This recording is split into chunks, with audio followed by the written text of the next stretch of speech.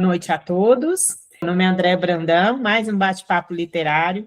Nós tivemos um problema com a gravação direto do YouTube, então vamos fazer a nossa live Bate-Papo Literário de fevereiro, juntamente com o escritor Gustavo Coelho e também o Roger Silva, que está aqui com a gente também.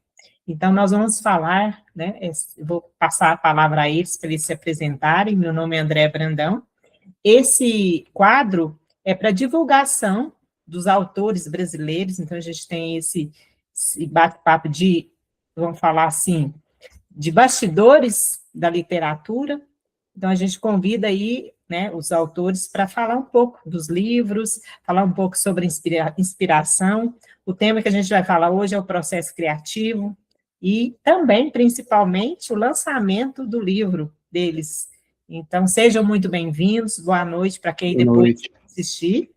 Então, eu já passo a palavra aí para o Gustavo se apresentar e depois o Rogers também se apresentar. Então, meu nome é Gustavo Coelho, sou escritor de segunda viagem, sendo a primeira publicação, né?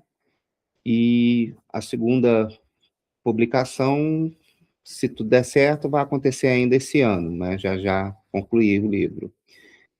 Sou comunicólogo social, né? Publicitário, e sempre gostei, né? Da escrita em si. Da leitura nem muito, como todo, sabe, estudante convencional, mas a escrita sempre foi o meu forte, né? E o que acontece? Eu sou praticamente um nerd, né? Um verdadeiro nerd, amante de revistas em quadrinhos, amante de games, amante de filmes, sou um pouco cinéfilo para algumas coisas, né? E hoje, na idade que eu tenho, 46 anos de idade, eu me dedico mais à família, né? Família é, para mim, o meu pilar hoje essencial, né? Agora eu acredito que o Roger queira se apresentar também, né? Olá, boa noite. Eu sou o Rogers. Eu estou no terceiro livro publicado, mais dois simultaneamente. Esse com Gustavo Crisântemo.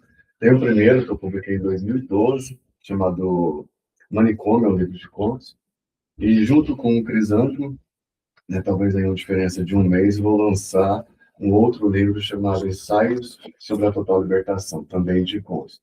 E o Crisântemo, né, que é o foco dessa conversa, é uma narrativa longa, né? É uma história de 100 e poucas páginas, a princípio destinado para o público jovem e adultos, mas a gente percebeu que adultos também estão gostando, assim. A gente tem recebido alguns feedback de pessoas não tão jovens assim.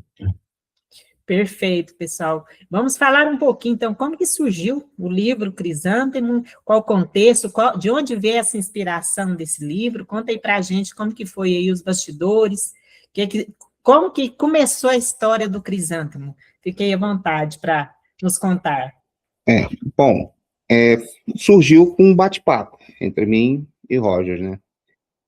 No caso, eu contei uma ideia que eu tinha, ele automaticamente buscou no passado dele, viu que ele tinha uma ideia muito parecida, ele não utilizou a ideia total, utilizou parte delas também para complementar o livro, e acabou, devido a alguns fatos que aconteceram na minha vida, né, casando. E tinha um prêmio aí que a gente estava visando, né, essa corroboração, Gustavo Rogers, né, se deu justamente por conta desse prêmio. Esse prêmio era o prêmio Kindle. A gente tinha muito pouco tempo, né, para poder produzir, revisar, reformular, diagramar, imprimir, entendeu? Tínhamos muito pouco tempo, apesar que o Kindle é virtual, né, porque a impressão foi para um outro propósito posteriormente.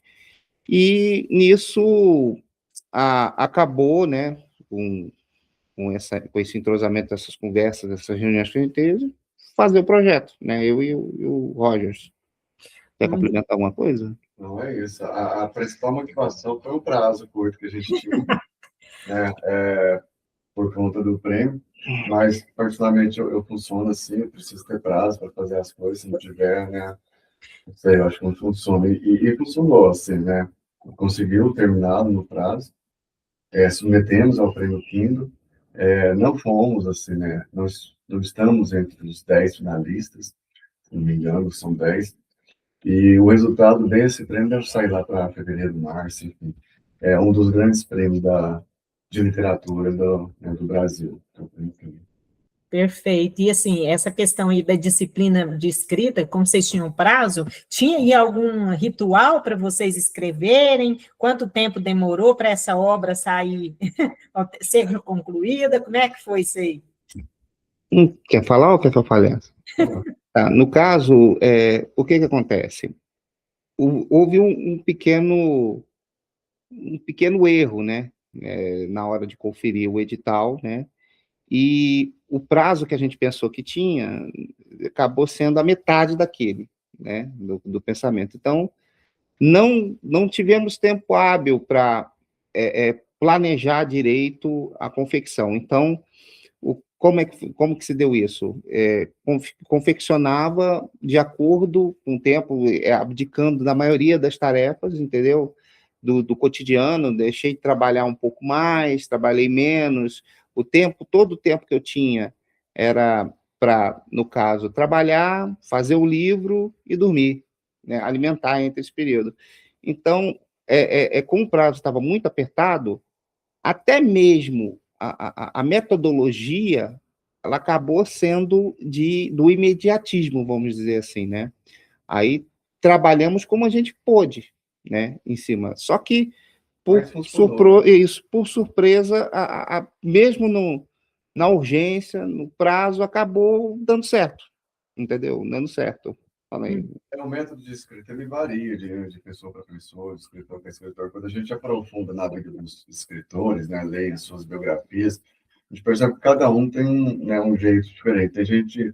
Tem escritor que demora 10 anos para escrever uma obra-prima, e, sei lá, você fica sabendo de casos de escritores que escreveram sua obra-prima em 1 mês, 2 meses, né? Isso varia muito, né? Essa metodologia, flexível. ela é flexível, assim, né?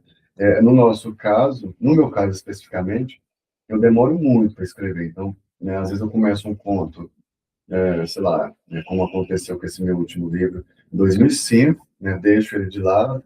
Aí 2 desses contos que eu comecei lá, um em 2005, outro em 2013, eu só fui finalizado em 2021, na época da pandemia. Então, eu estou mais lento, assim, para escrever, sabe? Porque eu sou muito de revisar, reformular, reescrever, né? Mas, nesse caso, como a gente tinha um prazo, eu não podia me dar o luxo de ser assim, mas revisei e reformulei, mesmo, né, depois, com a versão final, né, eu revisei e reformulei umas 2 vezes, e estou fazendo uma terceira vez, mesmo com o livro impresso, sabe? O escritor é isso, né?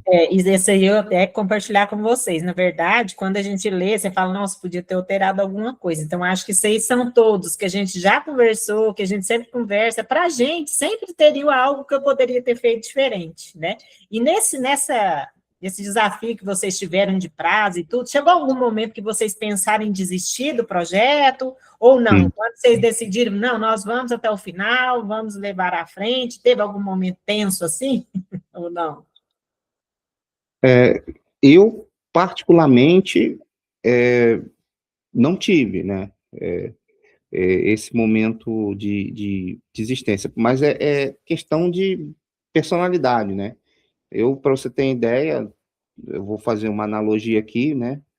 Eu já tive hamburgueria e teve uma vez que o meu chapeiro saiu dizendo que não ia mais trabalhar lá.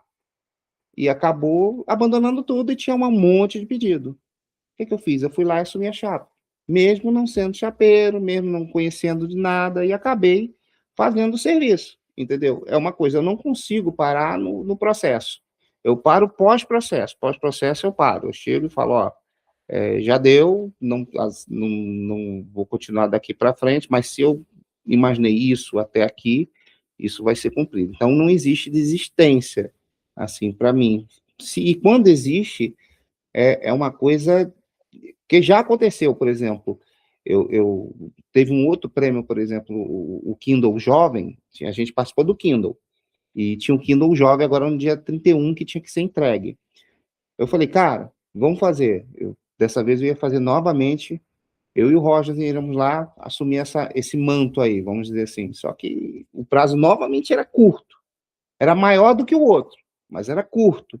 E esse era um romance muito maior. Para você ter ideia, faltando 15 dias, ou 15, 10 dias para entrega, eu já tinha feito o quê? 150, 180 páginas, entendeu? Em um período de 20 dias.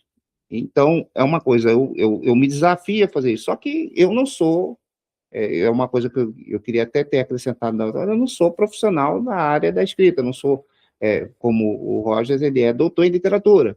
Então, a parte técnica da coisa, a parte voltada para a literatura em si, é dele. Ele que, por isso que ele reformula 1, 2, 3, 4 vezes, ele tem a capacidade para isso. Eu sou mais a parte da criação, e a criação louca, entendeu?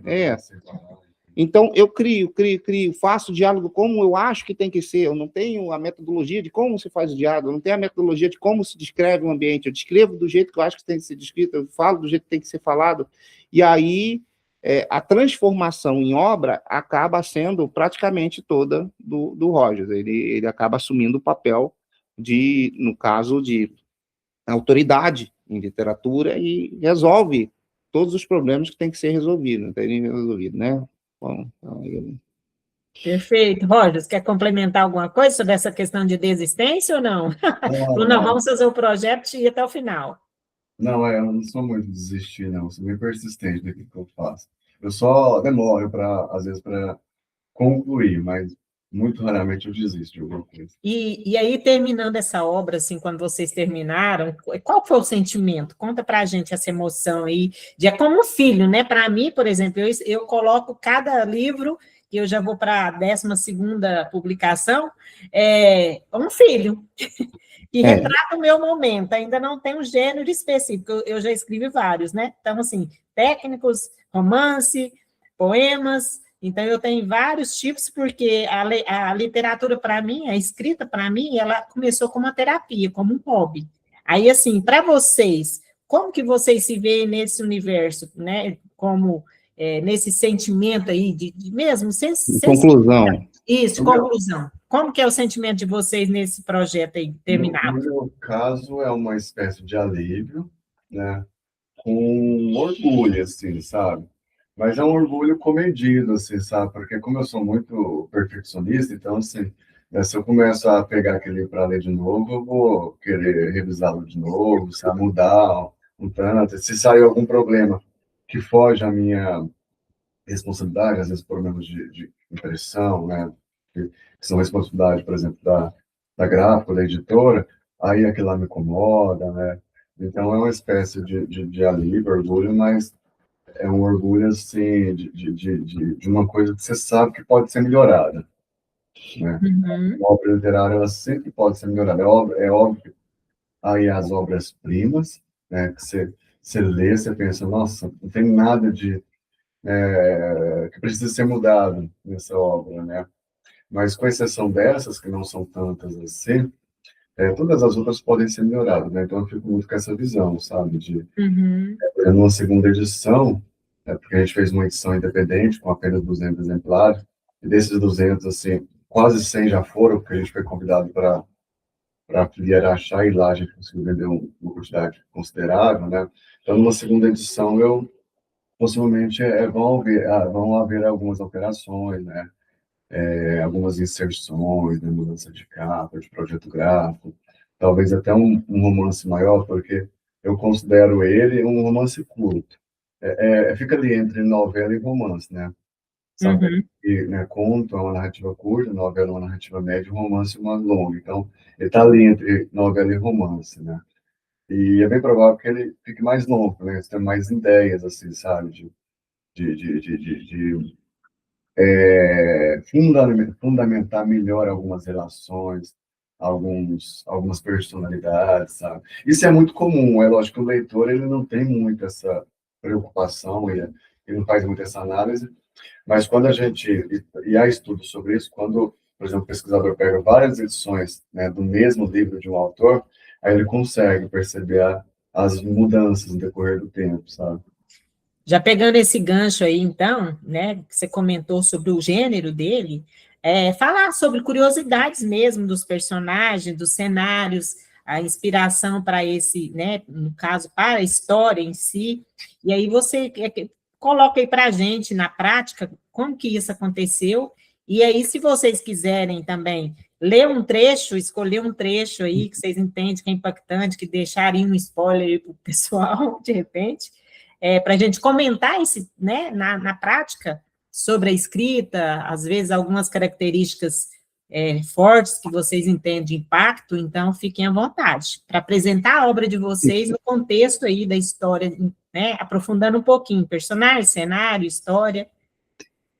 Você quer falar ou quer que eu fale? Pode falar. Então, eu tenho uma ligação com alguns episódios, vamos dizer assim, dentro do livro.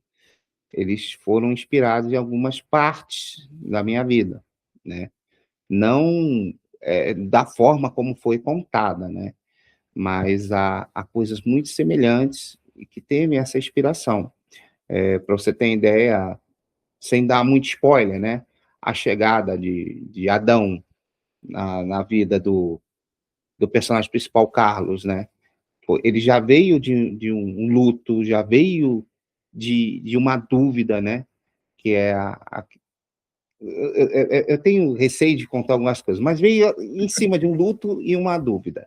Ele estava enlutado e ele recebeu, junto com o luto, uma notícia que impactou monstruosamente a vida dele. E em cima dessa notícia que impactou, veio uma pior ainda, que quebrou tudo aquilo que ele acreditava, vamos dizer assim, em relação tanto à pessoa que veio a falecer, quanto a pessoa que trouxe esse cenário impactante. E voltando para casa, ele encontra a mãe com um novo indivíduo, né? Esse indivíduo é o Adão, é uma pessoa que é uma figura que se diz religiosa, mas no final é um vagabundo, vamos dizer assim.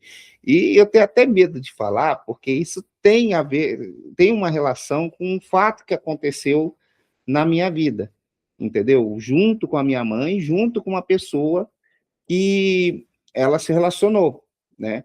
Que se eu for fazer uma analogia, eu posso acabar sendo punido de alguma forma, né? Legal, não sei, entendeu? Mas há indícios, né, no livro, né, nessas histórias, por exemplo, de Adão e da mãe dele, que eu também não cito o nome, se você for ver em toda a obra inteira do Crisântemo, a mãe não tem nome.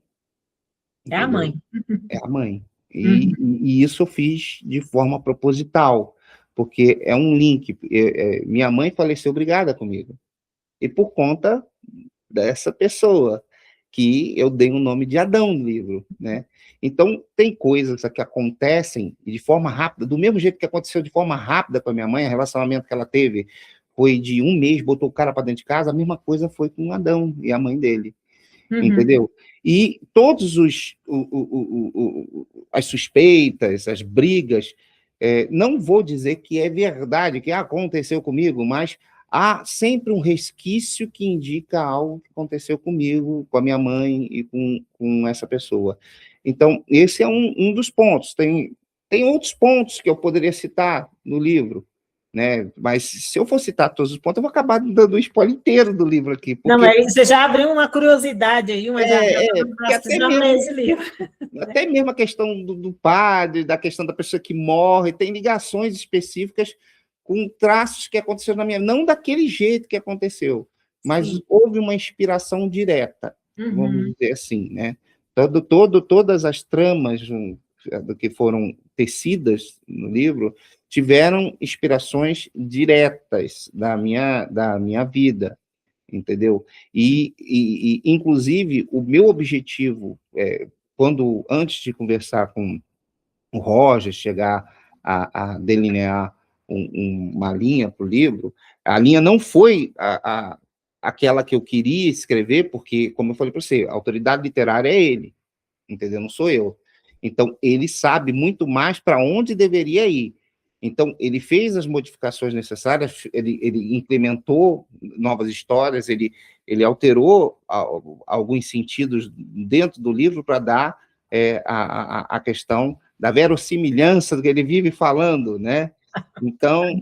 Então isso tirou um pouco da linha que eu queria, porque a linha que eu imaginei do Crisântemo, na hora de escrevê-lo, é que fosse um manual de autoajuda para as pessoas em depressão, né? A pessoa mostrando como uma pessoa totalmente normal, que muitas vezes está no seu ápice, ela tende a ter o primeiro tropeço, ter o segundo, terceiro, quarto, levando ele cada vez mais para baixo, puxando ele para baixo, e mostrando ao mesmo tempo a possível redenção, as escolhas que ele deveria fazer para poder entrar na redenção, porque sempre tem um diálogo lá. Será que eu devo acompanhar meu amigo que foi? Ou será que eu devo continuar a vida? Então, sempre há esse questionamento no livro, sim, entendeu? Então, essa presença era que eu queria demonstrar, foi, em partes, demonstrada, tanto que, no Fiachá, eu e o Roger, se o Roger pode até confirmar aí, recebemos alguns feedbacks inacreditáveis. Teve até um pastor que perguntou se eu tive alguma inspiração do luteranismo, né? Porque tem coisas ali que ele estava trabalhando com depressivos e que envolvia a religião dele. Então, são coisas que surpreenderam, entendeu? Então, eu cheguei, muitos estudantes de psicologia perguntaram, então eu cheguei até e num ponto que eu queria, não do jeito como eu imaginei, mas cheguei, entendeu? Acredito que o Roger manteve muito a linha que eu queria, entendeu? Mas melhorando a questão literária em si, né? Aí fica à vontade aí para complementar, meu amigo. A gente teve uma primeira versão, vamos dizer assim, mas essa primeira versão meio que ficou pro universo, né? Tipo, alterei, a gente alterou, eu primeiro, depois nós, né? Alteramos muito, muito essa primeira versão. Era um personagem diferente do que é o Carlos, né? Do livro publicado. O desenvolvimento do enredo, ele era bem diferente também. Tanto é que eu, por exemplo, um capítulo que era o segundo, eu transformei no 15º, sabe? Uhum. Um personagem que reclamava ou refletia, enfim, né, demais. A gente deixou uma narrativa mais ágil, né, com muita coisa acontecendo.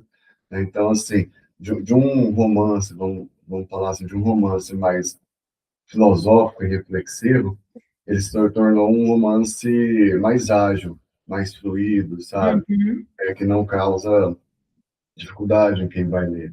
E esse era o primeiro objetivo, porque a nossa ideia era fazer um romance jovem adulto, que hoje seria ali para um público entre 16 e 25, né? Alguns consideram até 30 anos, né? Essa juventude longa, né? Então, era esse o público inicial. Então, por isso que eu tive que, como ele diz, né, como autoridade do assunto, eu tive que cortar, reestruturar, mudar muita coisa, né? E acrescentar, assim, né? Justificativas, né? Ou fundamentar, né, algumas relações, algumas atitudes, criando outras, né? Criando outras ações, outras atitudes, enfim. Então, foi um trabalho bem de coautoria mesmo, sabe? Tanto ele quanto eu fizemos muita coisa para transformar, para deixá-lo na versão que ele está hoje.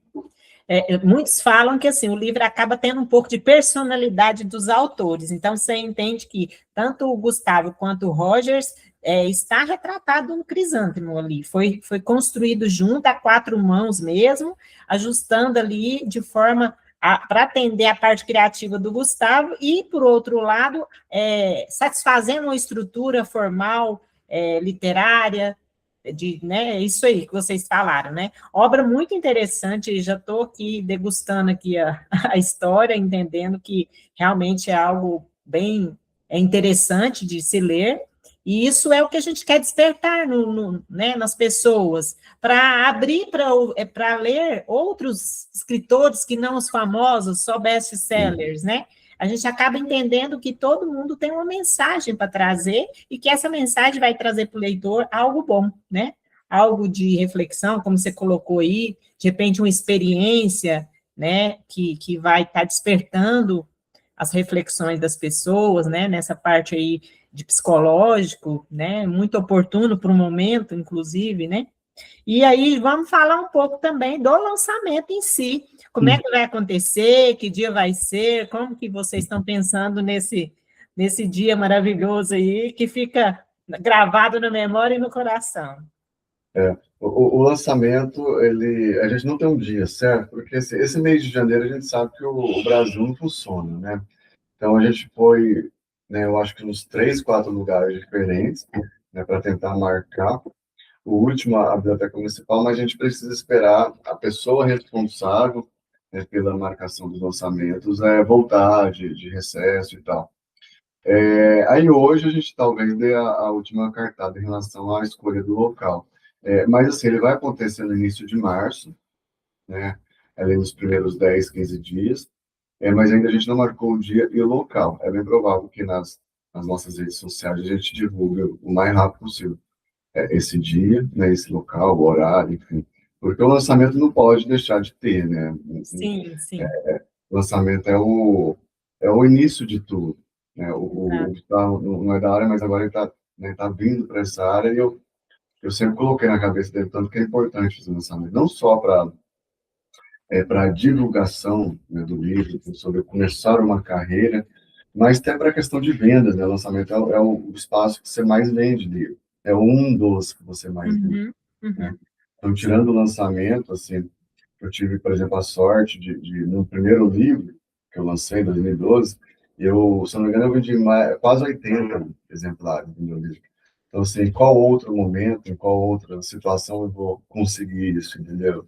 Muito difícil. Às vezes, Uhum. um grande evento, uma grande Bienal, né, com espaço de visibilidade, talvez só nesses casos, né?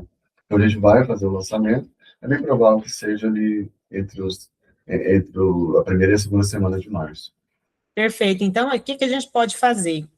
Depois que subir, né, que a gente vai subir a live para o canal, a gente alimenta lá os comentários, tanto com os links para comprar, como vocês ainda têm, né? E também comentando sobre essa questão aí da data, para a gente poder realmente, né, convidar as pessoas para conhecer o trabalho, né, e participar do evento, prestigiar lá no dia.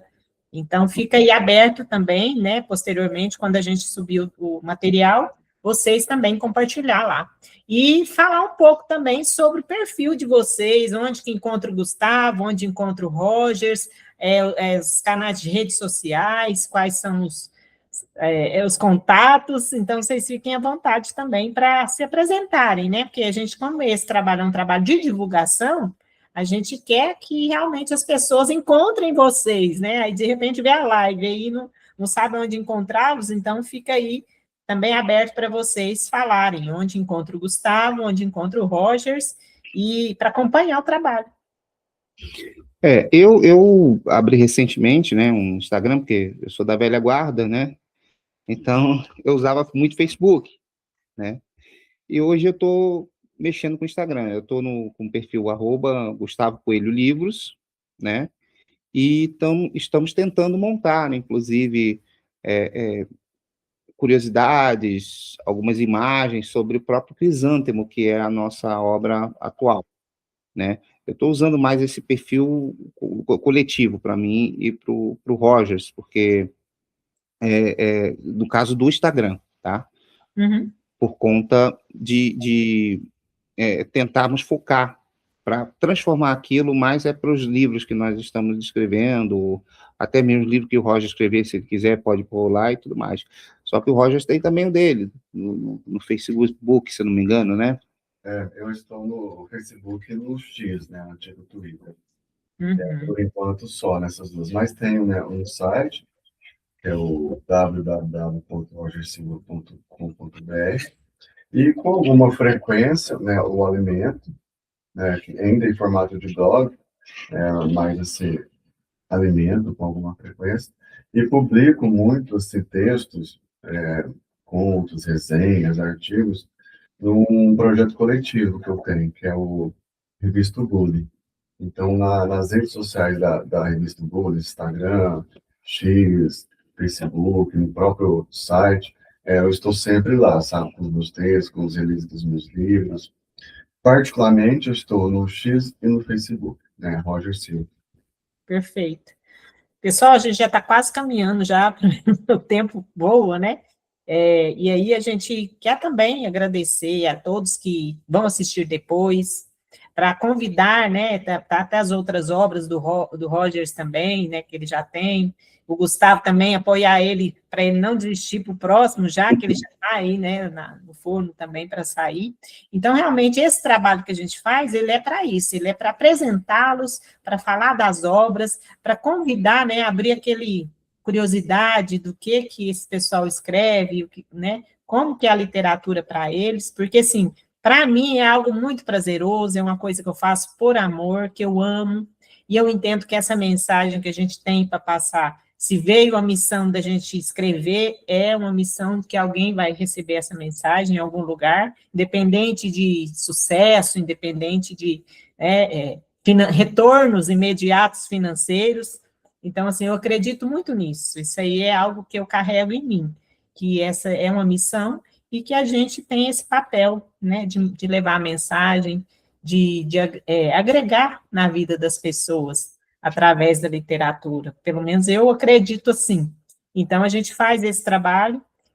Fico muito feliz de estar vindo obras novas para a gente degustar, para a gente ler, para a gente depois também ter uma roda de conversa, de repente, né, discutir, fazer um debate sobre o livro, uma leitura coletiva.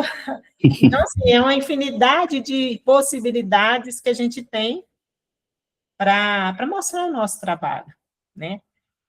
E assim, é isso assim, que eu gostaria de deixar. Se vocês quiserem deixar uma mensagem também, quanto, né, sobre o livro, e fica aí aberto para vocês comentarem o que vocês querem deixar aí para os leitores que chegarem depois e assistir nossa live. Agradecer o convite, né, e convidar o leitor a conhecer, né, o Crisântemo. Neste momento ele está disponível na Amazon, né, e também vou deixar o link de venda para a versão impressa, porque ela na Amazon é a versão e-book, né? Então, o leitor ele pode adquirir das duas formas. No caso, mais do que mensagem, talvez despertar curiosidade, porque o livro tem suas, vamos dizer assim, particularidades, né? E muito ligada às particularidades pessoais de cada um. Por exemplo, cada capítulo é uma música, né? Cada capítulo é uma música. Uma música. E a música faz referência ao capítulo. E essa música já é uma música pop rock que existe aí no mercado, né? Músicas famosas, que utilizamos apenas o título da música para poder indicar como que seria, né? Talvez os sentimentos, ou até mesmo a história daquele capítulo, né? E o último capítulo, né, que se chama Crisântemo, é uma música que eu e o Roger estamos compondo, né, em conjunto, e em breve vai ser produzida e publicada também, sendo que no final do livro tem um QR Code, que é uma lista, né, no caso, uma playlist das músicas, e vai ter em breve a Crisântemo também tocada, gravada em estúdio, para aqueles que quiserem ter a playlist de Crisântemo no próprio aplicativo, né, de música. Excelente, Gustavo, foi bom você colocar aí, porque eu estou meio que nessa linha também. O que eu entendo? Que a própria literatura, ela requer inovação, né? Ela requer essas conexões com outras artes. E eu entendo isso como inovação, né? Conectar duas artes, fazer essa composição. Eu tô meio que deslumbrada nesse universo também, porque eu entendo que a conexão da música, ela é mais rápida, Pelo menos eu percebo isso no meu trabalho, né? Eu fiz aí, o Rogers conhece um pouco do meu trabalho, no meu último livro, chama Versos que Cantam, na verdade foram 32 poemas que eu criei melodias, e elas estão no mundo já, lançadas aí no mundo. Então, assim, é algo que o poema que foi publicado numa revista ou num livro, ele não teve nem 1% do alcance da música. Se a gente for pensar. Eu trabalho com literatura há quase 15 anos, mas, assim, foi algo meio que surpresa, né? Uma surpresa para mim, uma surpresa boa, porque, no meu caso, é mensagem que eu mando e vira música, então a pessoa acaba se conectando com a mensagem e a música, as pessoas vão criando. Então, assim, todos os dias eu vejo vídeos criados com a minha música, com as músicas, entendeu? Hoje eu estou com mais de quase 40 músicas já, nas plataformas digitais, crescimento orgânico, né? Então, quem quiser conhecer, né, Spotify, André Brandão Escritora, eu falei que eu acho que você é conhecida pela André Brandão Escritora que fazia música. Porque realmente está tendo aí uma aceitação extraordinária e surpreendente. Então, essa questão de conectar a música, eu acredito muito nessa. Literatura e música pode ser mais um atrativo. Então, eu já aproveito também, convido vocês para conhecer o trabalho. E é isso aí, pessoal. Assim, quero agradecer a todos. Pedir desculpas caso quem quis entrar no YouTube. Eu vou procurar entender o que foi esse erro de transmissão, porque, assim, eu estou já é o segundo mês que eu estou com esse problema no canal. Eu não sei se alguma restrição do meu canal, pode ser também, né, porque eu não tenho muitos seguidores, mas eu já consegui fazer agora as duas últimas ele dá um erro. Então, assim, eu preciso entender, às vezes, alguma configuração, técnica. Como eu faço só uma no mês, então, acaba que ficou. Mas não vamos perder o conteúdo, nós vamos estar distribuindo, subindo no YouTube, depois a gente pode fazer cortes para a gente divulgar nas redes sociais, e desejar para vocês um sucesso estrondoso aí no novo livro, que Deus abençoe, encaminhe aí os passos, porque é tudo no tempo, certo? Eu sou bem tranquila que o que tem que acontecer, acontece no tempo que tem que acontecer também, sem... né? Passar o carro na frente dos bois. Só agradecer vocês também por ter aceitado o convite, por estar aqui compartilhando um pouquinho do nosso amor pela literatura, né? Então é isso, pessoal. Obrigado, não? Uma boa noite a todos, fiquem com Deus e até a próxima. Tchau, tchau. Tchau, tchau.